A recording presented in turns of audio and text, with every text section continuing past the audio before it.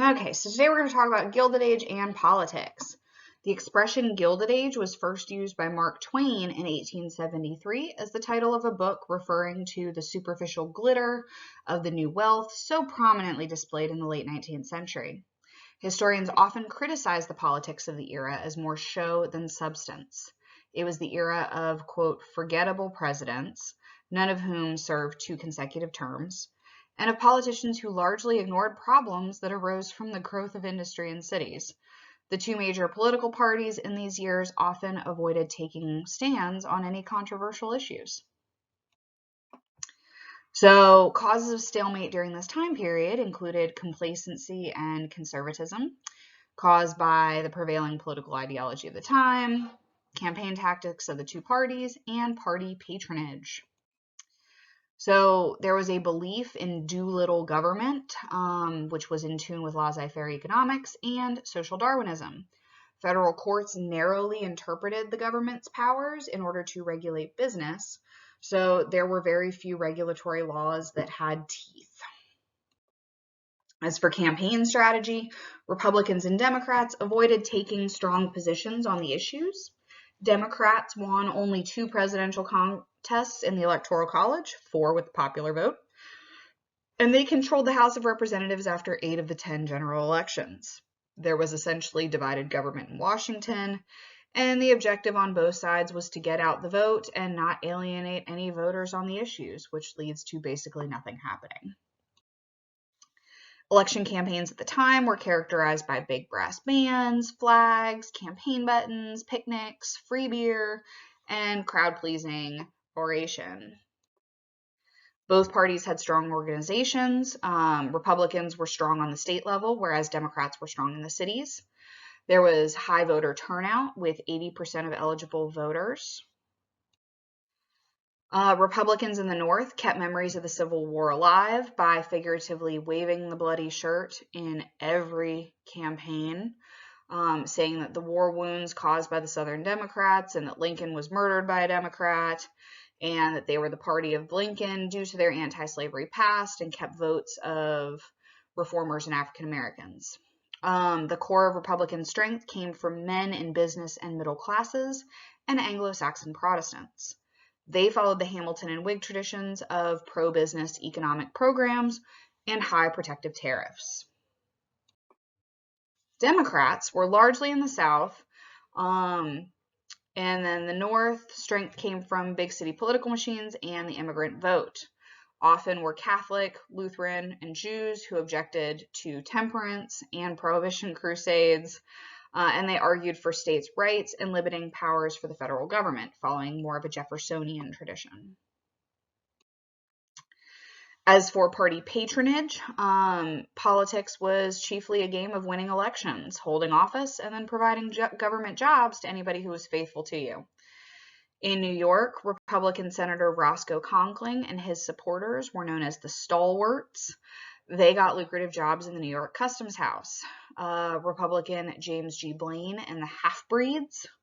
And then Republicans who didn't want to play this patronage game at all were called mugwumps. They had their mugs or their faces on one side of the fence and their wumps on the other side.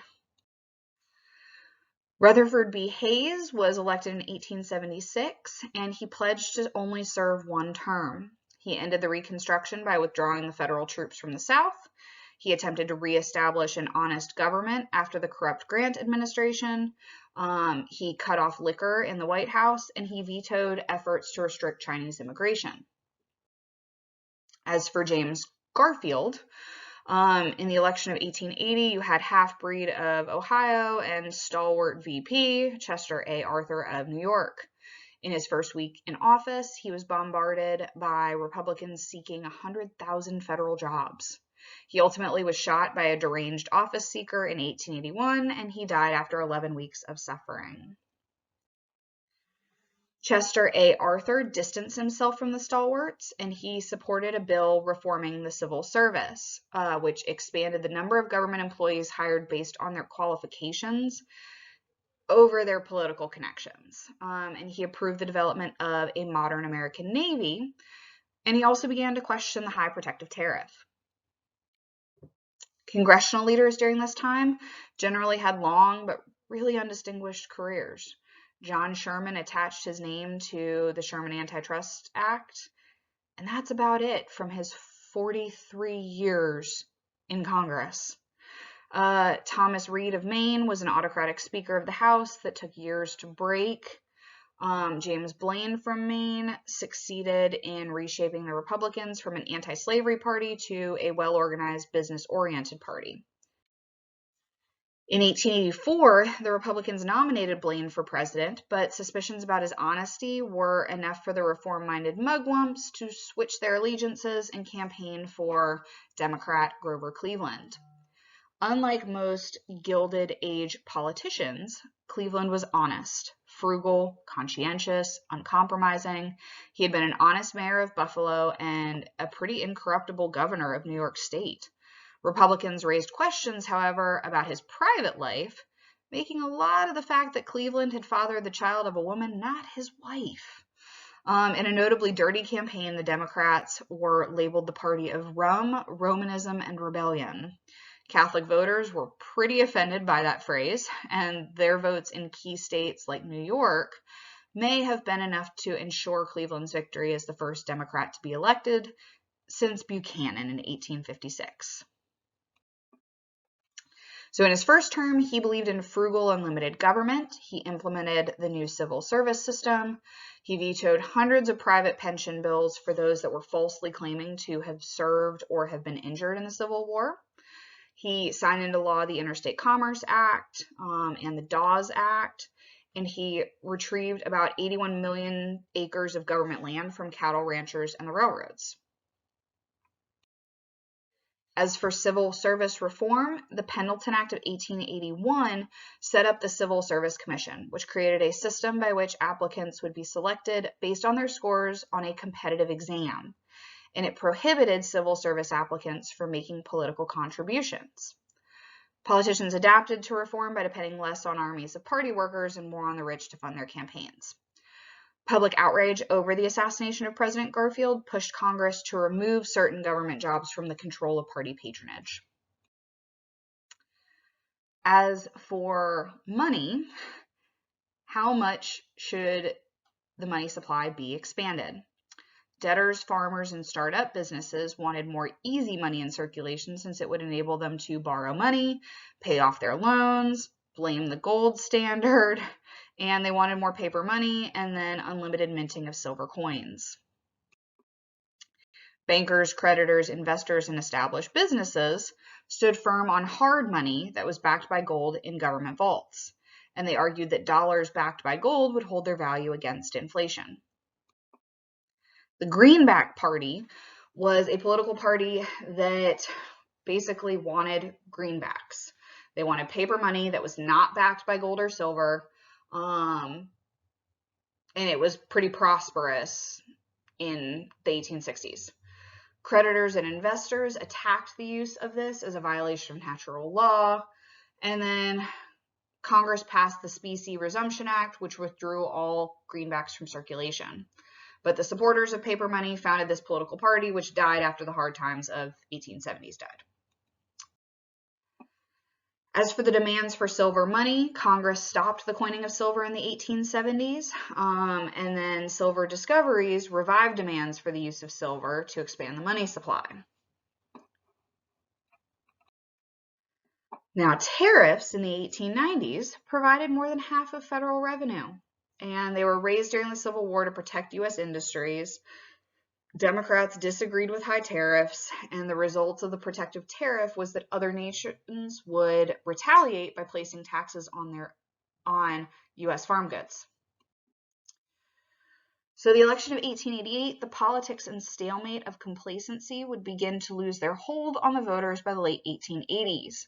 Discontent over government corruption, the money issue, tariffs, railroads, and trusts was growing. In response, politicians began to take small steps to respond to public concerns, but it would take a third party, the Populists, and a major depression in 1893 to shake the Democrats and the Republicans from their lethargy. With the tariff question, Cleveland introduced a real issue dividing the Democrats and Republicans. Democrats campaigned for Cleveland and a lower tariff. Republicans campaigned for Benjamin Harrison, who was the grandson of William Henry Harrison, and a high tariff. Republicans argued that a lower tariff would wreck business prosperity. They played upon this fear to raise campaign funds from big businesses and to rally workers in the North whose jobs depended on the success of U.S. industry. The Republicans also attacked Cleveland's vetoes of pension bills to bring out the veteran vote. The election was extremely close. Cleveland received more popular votes than Harrison, but ended up losing the election because Harrison's sweep of the North gained the Republican ticket and majority of votes in the Electoral College.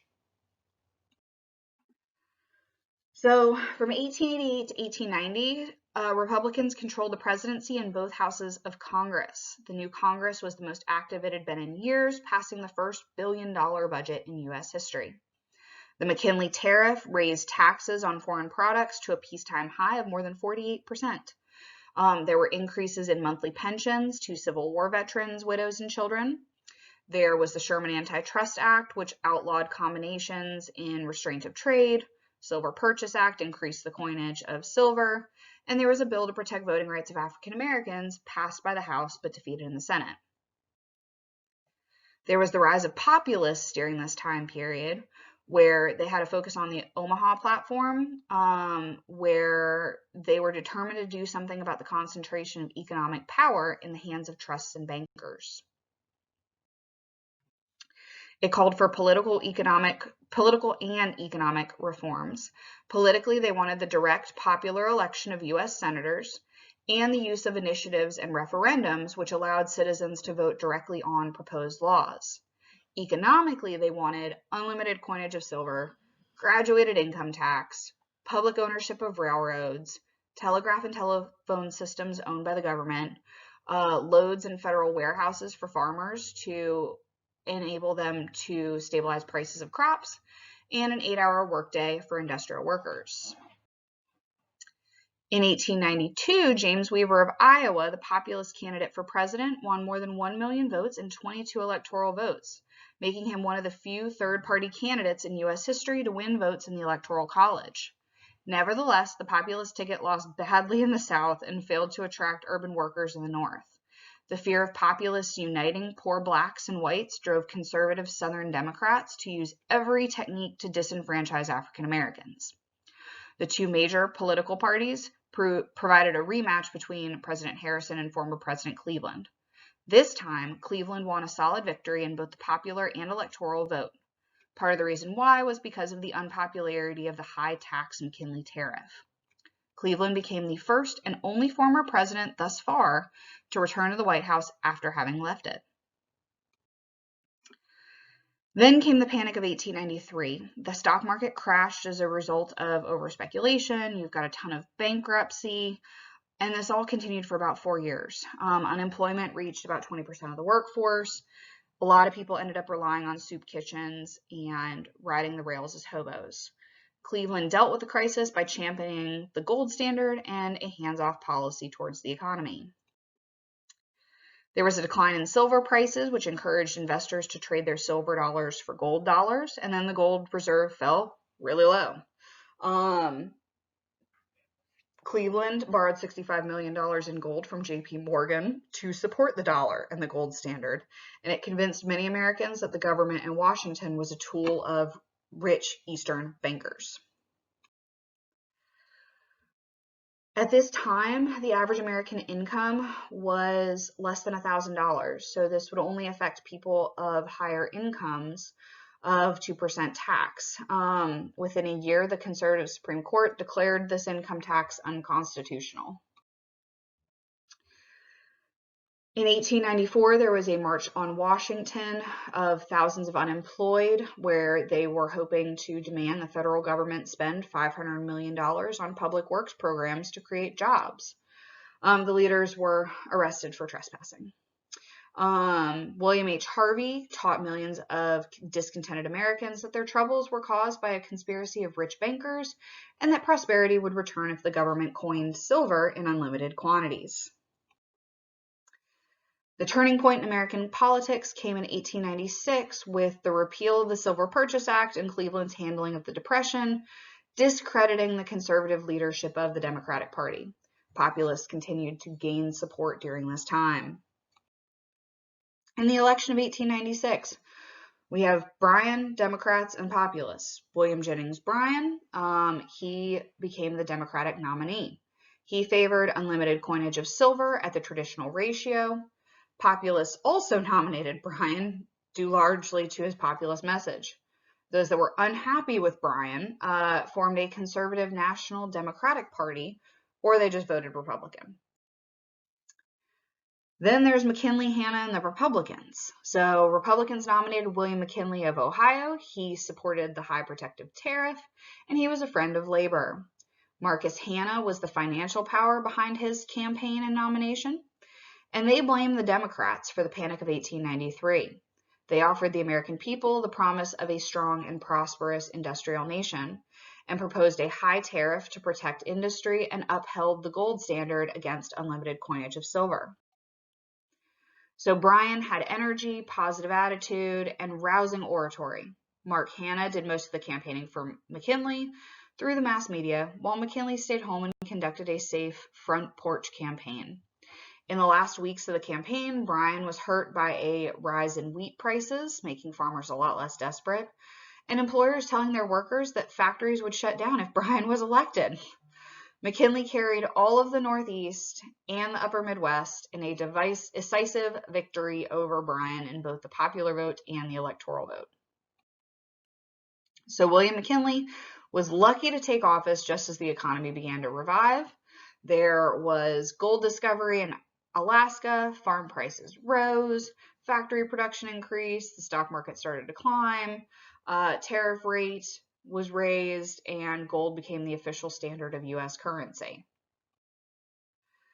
The significance of the election of 1896 marked the end of the stalemate and stagnation of Gilded Age politics. The defeat of Bryan and the Populists initiated an era of Republican domination of the presidency, and they became the party of business and industry with strong national government. Democrats continued as the sectional party of the South and host of whatever populist sentiment remained. So there was a decline of the Populist Party, and it soon ceased to be a national party. Racism was stronger than common economic interests, and a lot of the populist reform agenda got adopted during the Progressive era. There's also the dominance of cities. So the election was a clear victory for big business, urban centers, conservative economics, and moderate middle-class values. The election also marked the triumph of modern industrial values over rural ideas of Jefferson and Jackson. And it began to be modern politics. McKinley emerged as the first modern president. He was an active leader who took the U.S. from isolationist to major international player. We now have focus on high finance politics and a focus on mass media.